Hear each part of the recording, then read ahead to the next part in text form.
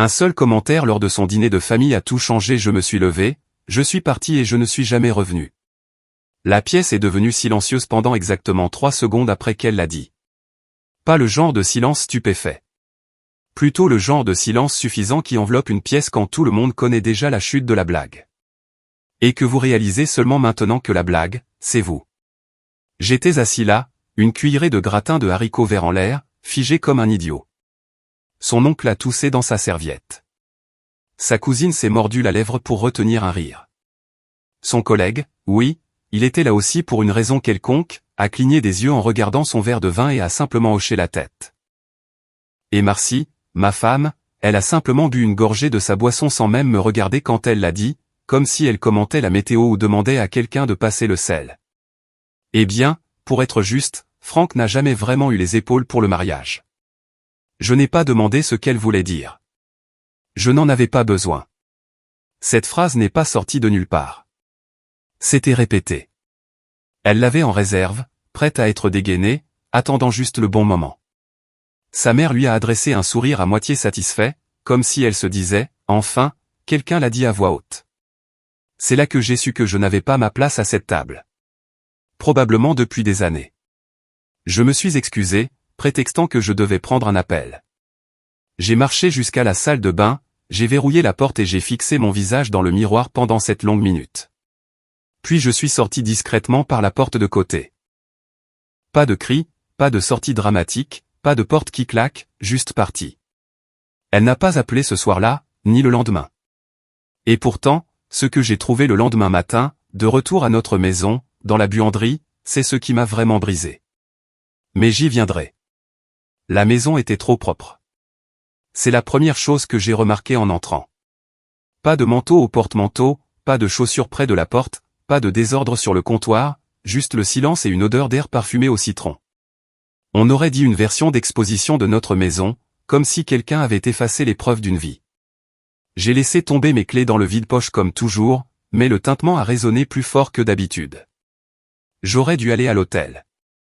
J'aurais dû dormir dans la voiture, mais quelque chose en moi voulait la regarder dans les yeux pour voir si elle tressaillirait. Elle n'était pas à la maison, bien sûr. Sa voiture n'était pas dans l'allée. Je ne savais pas si je devais être soulagé ou insulté. J'ai erré, sans vraiment savoir ce que je cherchais. Peut-être un message. Peut-être un signe que ce qu'elle avait dit au dîner n'était qu'une blague qui était mal tombée. Mais rien ne semblait accidentel dans cette phrase. Elle avait du poids. Elle avait du venin. J'ai fini dans la buanderie, qui sentait encore son adoucissant, celui à la lavande sur lequel elle insistait. Je me suis assis sur le bord du sèche-linge, la tête entre les mains, essayant de ne pas m'effondrer. C'est là que je l'ai vu. Un morceau de papier plié, à moitié coincé entre la machine à laver et le mur. Il avait dû tomber. Par curiosité ou peut-être par désespoir, je me suis penché et l'ai retiré. C'était une note manuscrite, simple, sur un bloc-notes rose que nous gardions pour les listes de courses. Et en haut, de son écriture, il y avait le nom Ellie.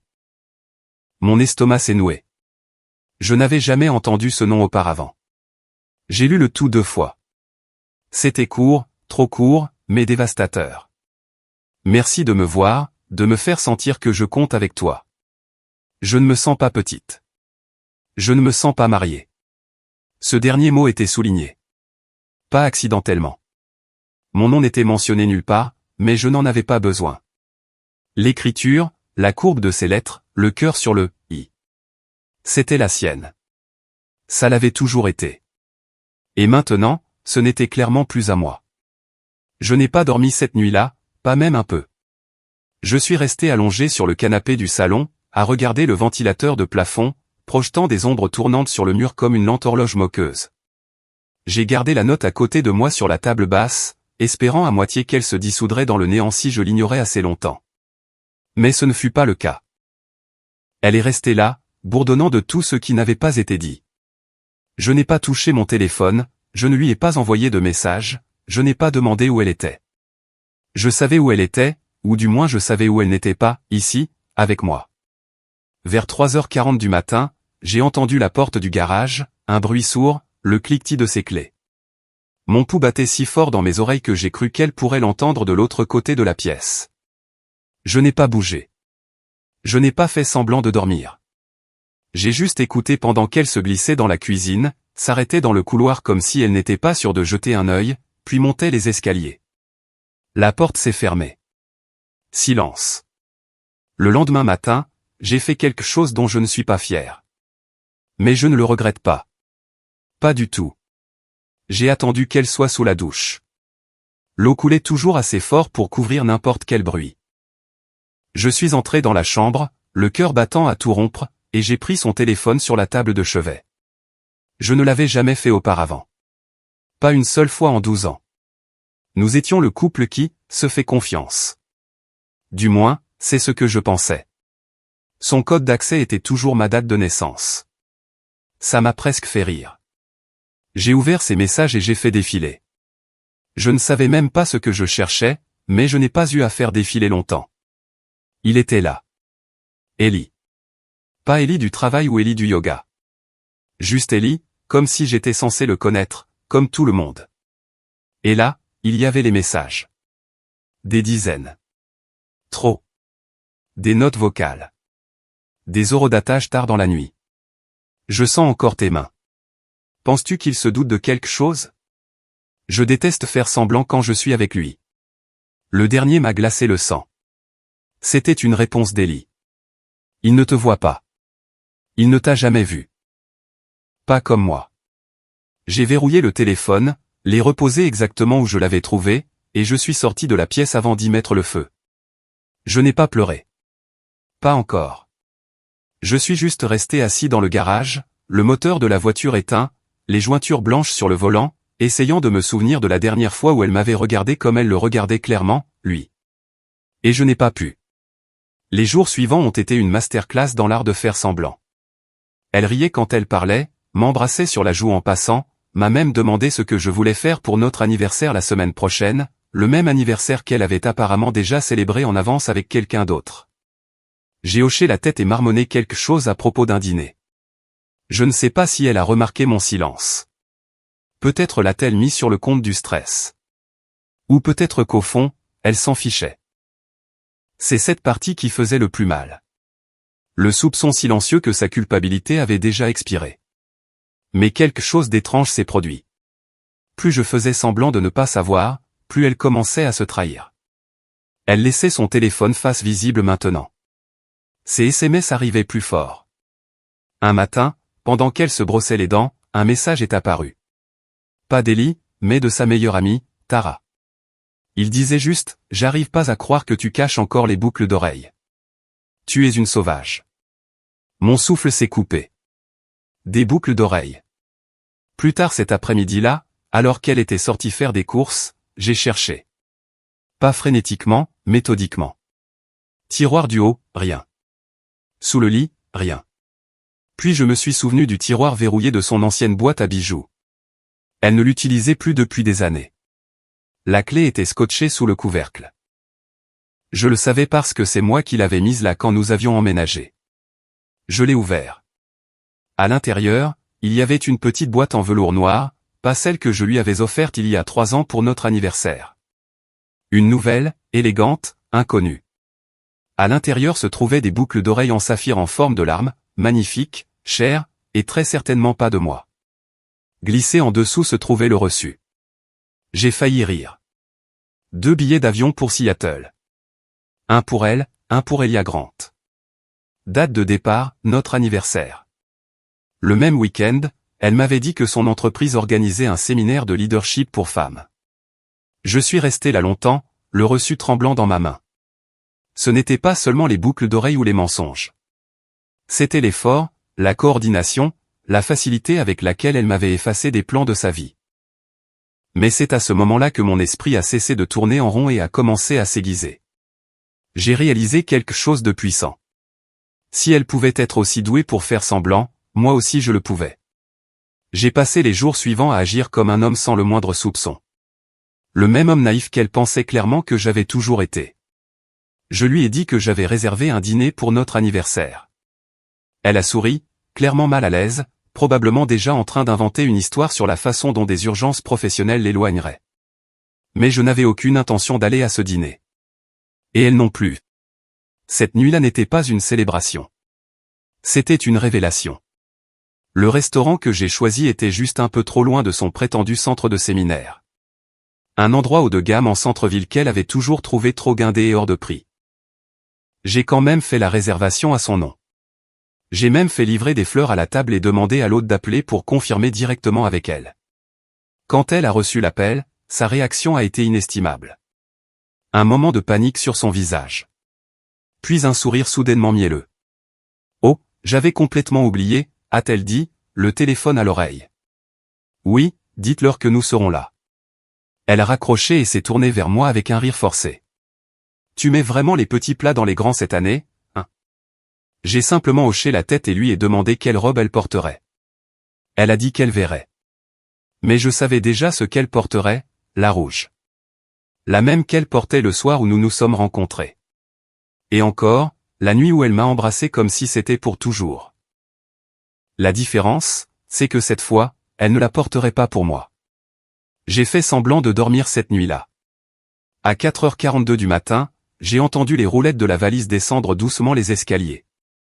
J'ai entendu le murmure de son téléphone, le clic de la porte et le faible crissement des pneus. J'ai attendu que la lumière du garage s'éteigne. Puis je me suis levé, j'ai attrapé mes propres clés et j'ai conduit jusqu'au centre-ville. Mais je ne suis pas allé au restaurant. Je suis allé ailleurs, un endroit où elle ne s'attendait jamais à me trouver. Je suis allé chez mon frère Owen, la seule personne que je n'avais jamais impliquée dans nos drames conjugaux. Il a ouvert la porte en pantalon de pyjama, perplexe. Mais quand je lui ai montré le reçu, les messages, les boucles d'oreilles, toute l'histoire, son expression a changé. Je n'avais pas besoin de vengeance, je lui ai dit. J'avais besoin de vérité, de preuves, de clarté et d'aide. Parce que pendant qu'elle trinquait avec Ellie à la douce lueur des bougies, j'écrivais une lettre. Une qu'elle trouverait scotchée à notre porte d'entrée à son retour. Et la dernière ligne dirait, « J'en ai fini d'être ton remplaçant. À partir de maintenant, je disparais volontairement. » Quand elle est revenue le dimanche soir, ce n'était pas silencieux. J'avais toujours imaginé qu'elle se glisserait à l'intérieur comme si de rien n'était. Qu'il y aurait une tension gênante, des excuses balbutiées, peut-être des larmes, mais non. J'ai regardé depuis la voiture d'Owen de l'autre côté de la rue alors qu'elle entrait dans l'allée et remarqué immédiatement que la lumière du Porsche était éteinte. Ça l'a déstabilisée. Elle est sortie en talons, sa robe rouge légèrement froissée, une valise dans une main, son téléphone dans l'autre. Elle n'avait même pas l'air fatiguée. Au contraire, elle avait l'air irritée, comme si elle se préparait à un inconvénient mineur, pas à un effondrement. Elle a monté les marches et l'a vue. L'enveloppe scotchée en plein centre de la porte d'entrée. Son nom en lettres capitales. Je n'ai pas écrit grand-chose à l'intérieur. Je n'en avais pas besoin. Les vraies preuves avaient déjà disparu, les boucles d'oreilles, la note, les captures d'écran imprimées. Mais j'ai laissé une photographie, une qu'Owen avait prise plus tôt dans la journée. C'était une photo de moi, debout devant le box de stockage que j'avais loué, avec toutes mes affaires déjà enfermées à l'intérieur. La maison vidée de ma présence, le compte en banque partagé et sécurisé, les serrures changées. Elle a lu la lettre sur le Porsche. Je l'ai vue s'arrêter à mi-chemin, serrer le papier comme s'il lui avait brûlé les doigts, et regarder autour d'elle, prenant soudain conscience qu'elle n'était pas seule. Ses yeux ont balayé la rue sombre, se demandant probablement si je la regardais. Je le faisais, mais elle ne savait pas d'où. C'est là que la panique s'est installée. Elle a essayé la poignée de la porte. Elle n'a pas tourné. Elle a fouillé dans son sac à main pour trouver ses clés. A essayé de nouveau. Rien. Son téléphone s'est allumé alors qu'elle essayait d'appeler. J'ai vu son nom clignoter sur mon écran depuis le siège passager de la voiture d'Owen. Je n'ai pas répondu. Puis elle a rappelé, encore et encore. 10 fois au total. Pas de message vocal, pas de SMS. Après un moment, elle s'est simplement assise sur le Porsche, sa robe s'étalant autour d'elle, les mains tremblantes. Je pouvais la voir respirer par le nez, comme elle le faisait quand elle essayait de ne pas pleurer lors des dîners de famille. Mais je ne suis pas allé la voir. Je l'ai laissée s'asseoir avec ça. Pas avec le silence, mais avec l'absence. Le vide délibéré là où j'étais autrefois. Cette nuit-là, je n'ai pas eu besoin de crier. Je n'ai pas eu besoin de l'exposer devant qui que ce soit. Elle l'avait déjà fait elle-même. Elle ne savait juste pas que ce n'était pas la fin. 2 jours se sont écoulés avant que j'entende à nouveau sa voix. Et même là, elle ne s'adressait pas à moi. C'était un message vocal, tremblant et tendu. Laissé à 2h14 du matin. Franck, s'il te plaît. Ce n'est pas comme ça qu'on arrange les choses. Tu as disparu. Ce n'est pas juste. Sa voix s'est brisée vers la fin. Pas assez pour me convaincre que c'était réel, juste assez pour me rappeler combien de fois elle avait pleuré pour gagner des disputes. Je n'ai pas répondu. Au lieu de cela, j'ai ouvert mon ordinateur portable et j'ai commencé à écrire. Pas un message de vengeance, pas une attaque personnelle, juste la vérité. Je n'ai pas donné de nom. Je n'ai même pas mentionné l'infidélité directement. J'ai dit au monde, ou plutôt au petit groupe de soutien en ligne que je venais de rejoindre, que j'avais été effacé de mon propre mariage, que j'avais passé des années à me fondre dans le décor pendant que quelqu'un d'autre prenait toute la place. J'ai expliqué comment elle souriait quand je lui tendais mes sacrifices comme des cadeaux emballés. Comment elle répétait l'indifférence pendant que je répétais la loyauté. Je n'étais pas dramatique. J'étais juste honnête. Et apparemment, les gens avaient soif d'honnêteté. Ça a commencé avec quelques commentaires, puis des centaines, puis des emails. Pas de pitié, de l'empathie. Des histoires de personnes qui avaient vécu le même effondrement lent et suffocant. Je ne m'y attendais pas. Je ne savais pas que j'en avais besoin. Mais ça a changé quelque chose en moi. Je n'étais pas seul. C'est laquelle a paniqué. Tara m'a d'abord envoyé un message. Elle panique complètement. Elle dit que les gens au travail chuchotent. Tu as posté quelque chose? Pas de nom, pas de détails, juste la vérité. Puis est venu l'email de Marcy elle-même. 3 paragraphes de confusion, d'excuses et de défense, le tout emmêlé dans un désordre de désespoir numérique. Pourquoi me fais-tu ça? Je pensais qu'on pouvait parler comme des adultes. J'ai fait une erreur. Mais tu m'humilies. Non, ai-je pensé, tu t'es humilié toi-même au moment où tu as choisi quelqu'un d'autre et que tu as souri en le faisant. J'ai simplement arrêté de te couvrir. Ce qu'elle ne savait pas, c'est que les gens avaient déjà commencé à assembler les pièces. Non pas parce que je leur avais dit, mais parce qu'elle avait laissé des miettes de pain partout. Cette robe rouge, le mensonge du voyage d'affaires, le collègue qu'elle connaissait à peine. Tout était là. Et maintenant, les retombées aussi. Je n'ai jamais répondu à son email. Non pas parce que je la détestais et non pas parce que je voulais la faire souffrir. Je n'ai pas répondu parce qu'il n'y avait plus rien à expliquer. Elle savait exactement ce qu'elle avait fait. Et maintenant, pour la première fois, elle était forcée de vivre avec, sans que je joue le rôle du concierge émotionnel. Je n'allais pas ramasser les morceaux qu'elle avait si nonchalamment brisés. Je suis resté chez Owen une semaine de plus. Il m'a offert sa chambre d'amis indéfiniment, mais j'avais besoin de mon propre espace.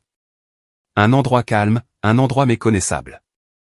J'ai trouvé un appartement en location à 2 villes de là, rien d'extraordinaire, mais il avait une vue sur un petit lac et des planchers qui ne craquaient pas sous le poids de la culpabilité. J'ai acheté des meubles dépareillés. J'ai rempli le réfrigérateur de nourriture que j'aimais, pas des shakes diététiques et du lait d'amande sur lesquels elle insistait toujours. J'ai commencé à mieux dormir, plus profondément. Puis un matin, un message est apparu sur le fil de discussion du groupe de soutien où j'avais posté des semaines plus tôt. Quelqu'un avait répondu, « Votre histoire m'a donné le courage de partir. » Puis un autre, « Je pensais que j'étais fou jusqu'à ce que je lise ce que vous avez écrit. » Je suis resté là, à regarder l'écran, réalisant que je ne m'étais pas seulement échappé. J'avais aussi aidé d'autres à trouver la sortie. Je ne suis pas retourné vers Marcy. Je n'ai pas répondu à son dernier message vocal, celui où elle disait qu'elle ne le pensait pas comme ça et que nous devrions simplement parler.